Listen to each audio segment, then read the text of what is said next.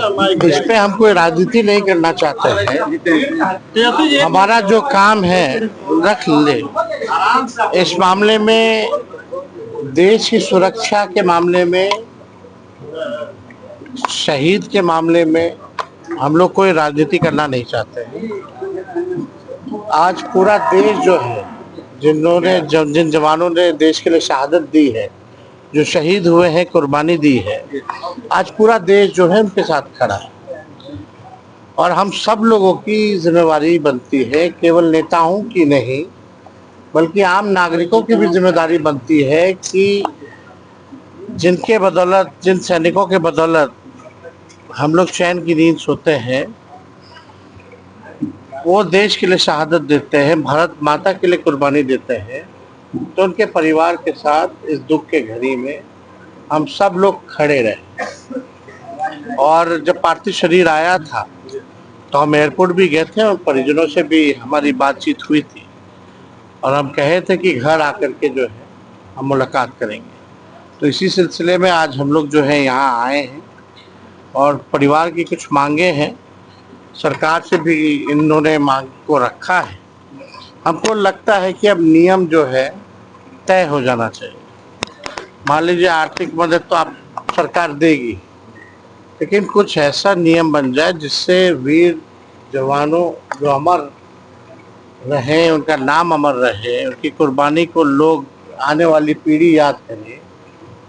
चाहे अस्पताल हो, चाहे सड़क हो, चाहे स्कूल हो या कॉलेज हो, या द्वार के माध्यम से, मूर्ति के माध्यम से एक नियम बन जाना चाहिए कि भाई परिवार के लोगों को मांग नहीं करनी चाहिए, खुद ही स्वतः जो है सरकार जो है इस चीज को करे।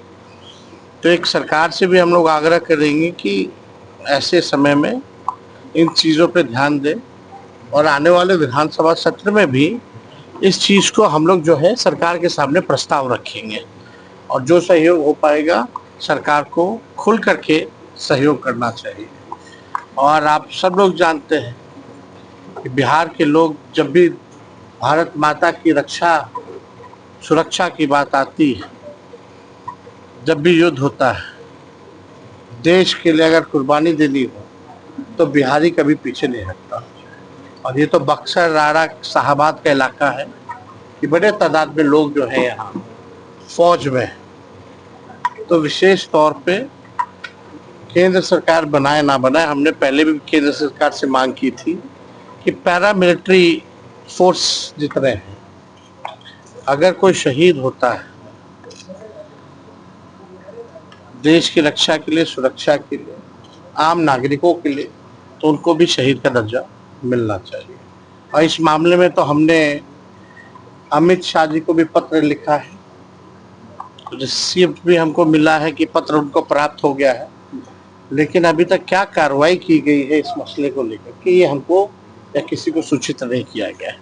तो हम आप लोगों के माध्यम से फिर से अमित शाह जो गृह मंत्री हैं उनसे कहेंगे कि इस चीज़ों पे जो है गौर करना चाहिए और एक मजबूत नियम बनाना चाहिए ताकि परिवार के लोगों को बार बार मांग करने की जरूरत ना पड़े। और बिहार सरकार, मुख्यमंत्री हो या सरकार में जो भी लोग हों, उन लोगों को भी सलाह है कि इस तरह का नियम बनाना चाहिए।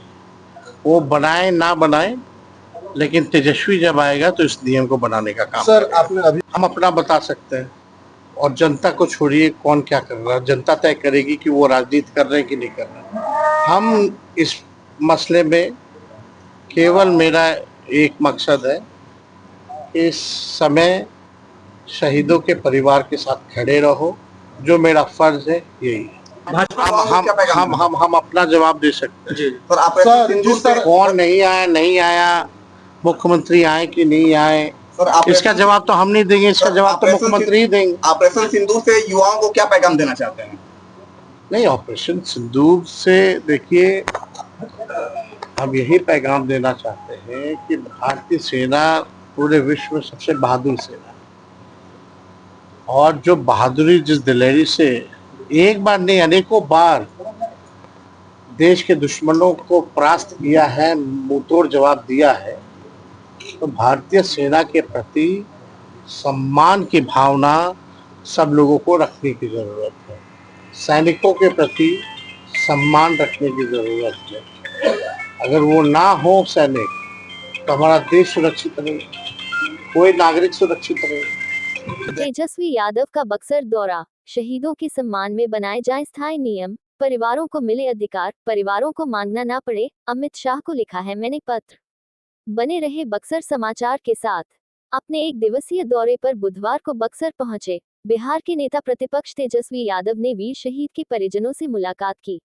शहीद के प्रति संवेदना व्यक्त करते हुए उन्होंने मीडिया से बातचीत में स्पष्ट किया कि देश की सुरक्षा और शहीदों के मामले में वे राजनीति नहीं करना चाहते। तेजस्वी ने कहा कि जिन्होंने देश के लिए जान की कुर्बानी दी, आज पूरा देश उनके साथ खड़ा है। उन्होंने कहा कि यह केवल नेताओं की नहीं, बल्कि आम नागरिकों की भी जिम्मेदारी है कि वे उन परिवारों के साथ इस कठिन घड़ी में खड़े रहे जिनके सपूतों की बदौलत हम सुरक्षित हैं और चैन की नींद सोते हैं। तेजस्वी ने बताया कि वे पटना में भी शहीद के पार्थिव शरीर को श्रद्धांजलि देने पहुंचे थे और अब परिजनों से मिलकर उनका दुख बांटा। तेजस्वी यादव ने कहा कि शहीद परिवारों की कुछ मांगे हैं जो उन्होंने सरकार के समक्ष रखी हैं। उन्होंने मांग की कि सरकार को नियम बनाना चाहिए जिससे शहीदों की कुर्बानी को स्थायी रूप से सम्मान मिले। चाहे अस्पताल हो, सड़क, स्कूल, कॉलेज, कोई मुख्य द्वार या उनकी प्रतिमा, कुछ ऐसा हो जो उनके नाम को अमर बनाए और आने वाली पीढ़ी उन्हें याद रखे। उन्होंने कहा कि सरकार को ऐसा नियम बनाना चाहिए ताकि शहीद परिवारों को हर बार मांग न करनी पड़े। उन्होंने कहा कि वे इस मुद्दे को आगामी विधानसभा सत्र में भी प्रस्ताव के रूप में उठाएंगे। तेजस्वी ने ये भी बताया कि बिहार के लोग देश की सुरक्षा में कभी पीछे नहीं रहते। खासकर शाहाबाद क्षेत्र से बड़ी संख्या में लोग सेना में हैं।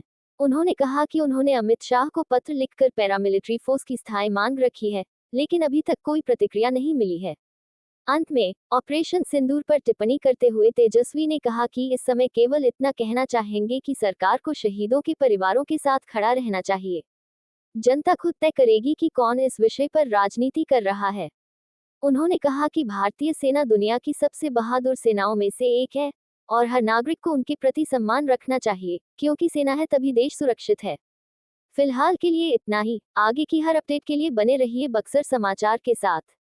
आपकी समस्याओं से जुड़ी या अन्य मुद्दों पर आपके आसपास की खबरों को हम जितना संभव है हम दिखाने का एक छोटा सा प्रयास हम आपके लिए कर रहे हैं।